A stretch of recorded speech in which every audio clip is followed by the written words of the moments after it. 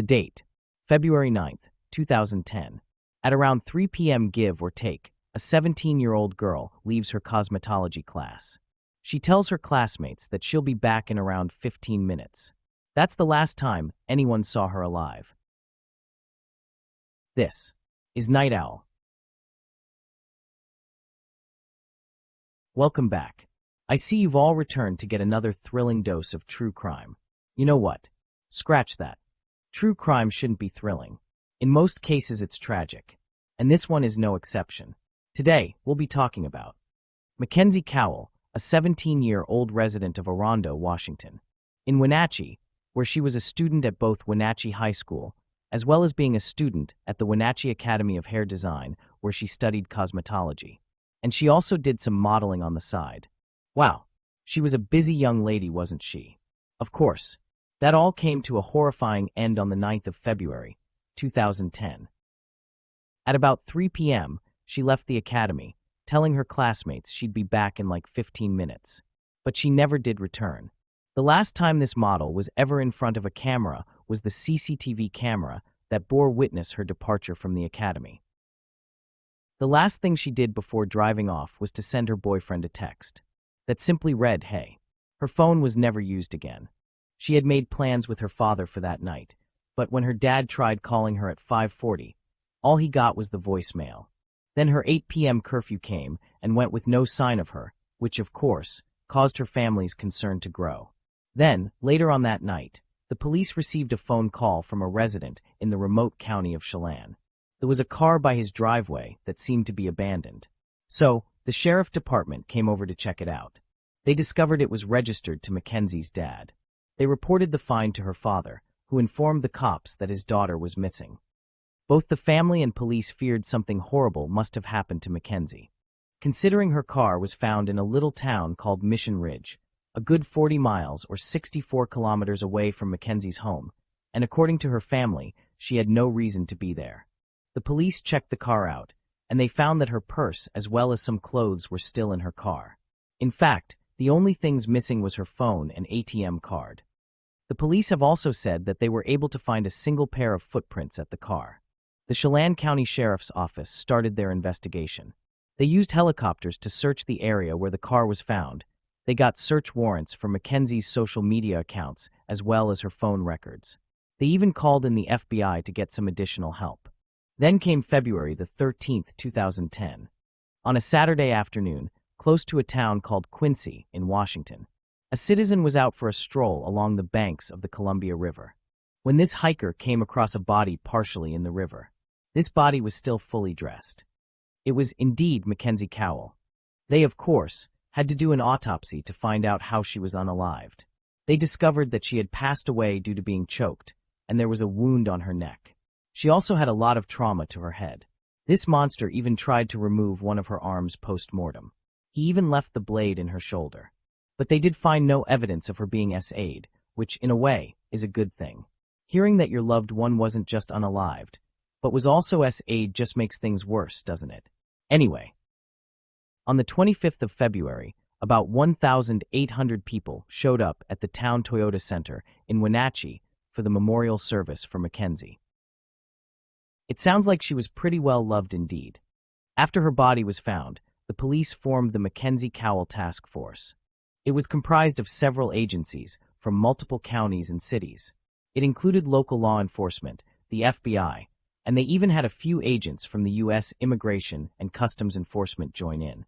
They say it was one of the biggest multi-agency task forces since 1997 when they were looking for a wannabe serial bomber in Wenatchee. In fact, the cops talked to like 800 people during the investigation.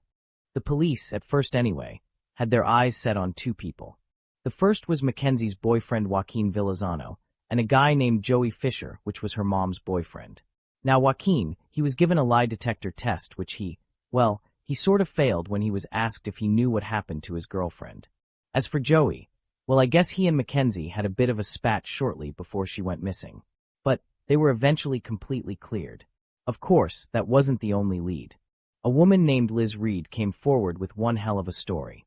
Liz was a college student, a police informant, as well as a former dealer. Well, I guess that made her a well-rounded person, didn't it? Anyway, she said that two other dealers named Sam Cuevas and Emmanuel Saros did the deed.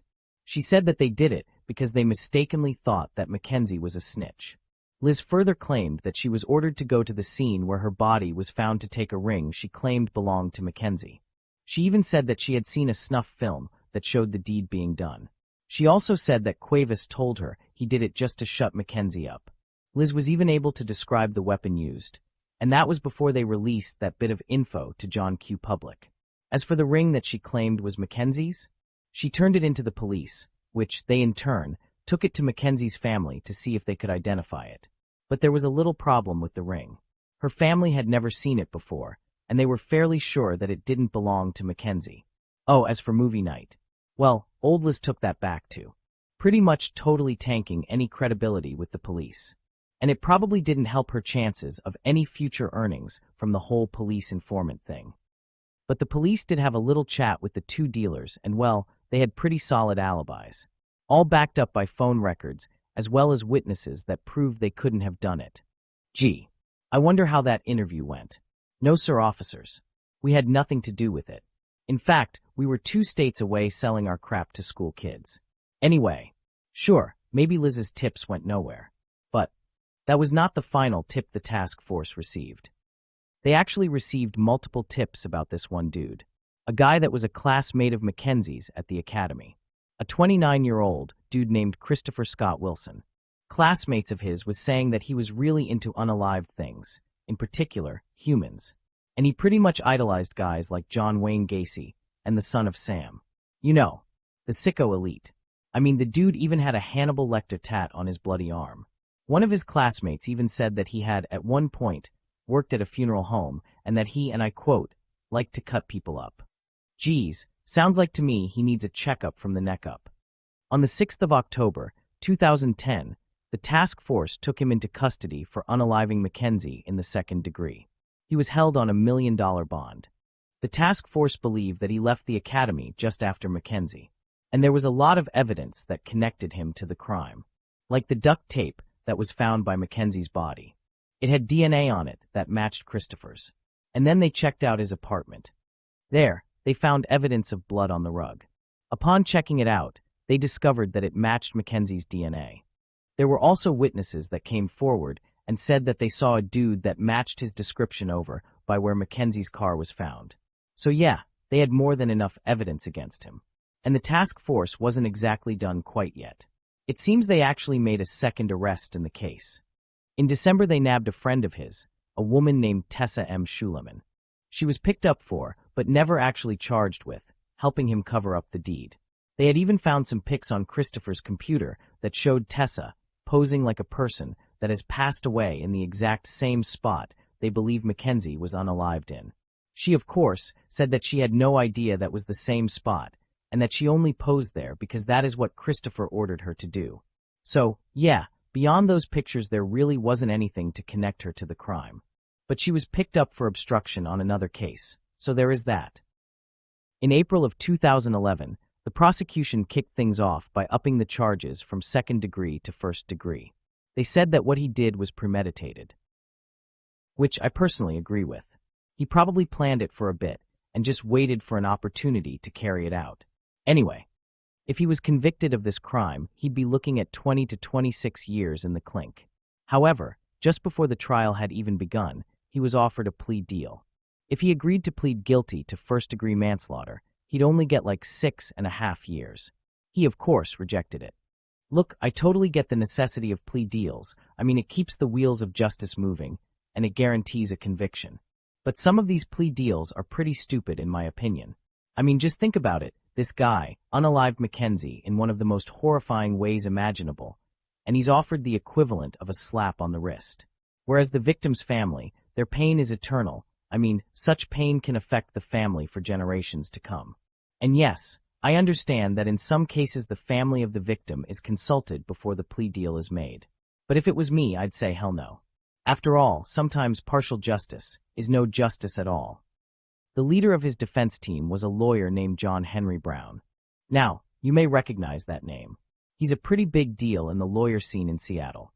In fact, he actually represented some pretty big names. such as Ted Bundy and Colton Harris Moore, to just name a few. Wait a second, didn't they lose their cases?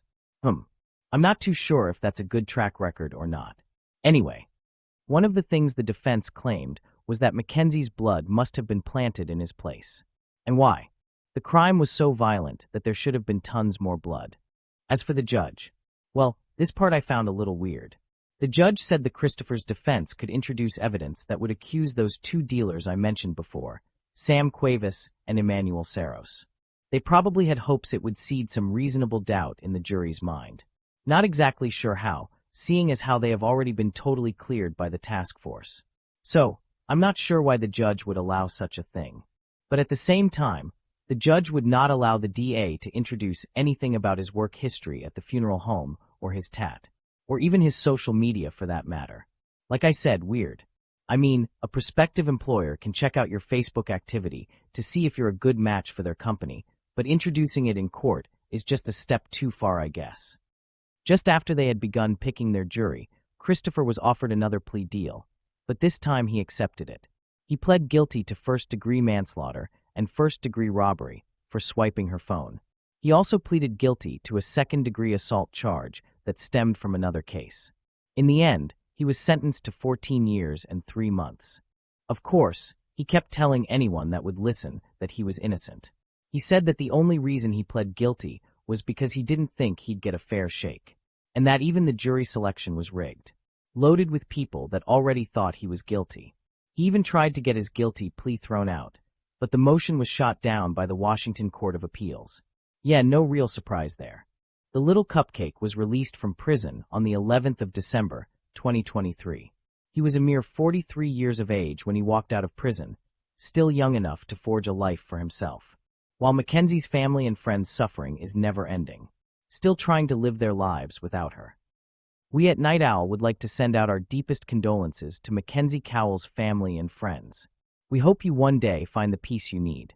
Well, thanks for stopping by.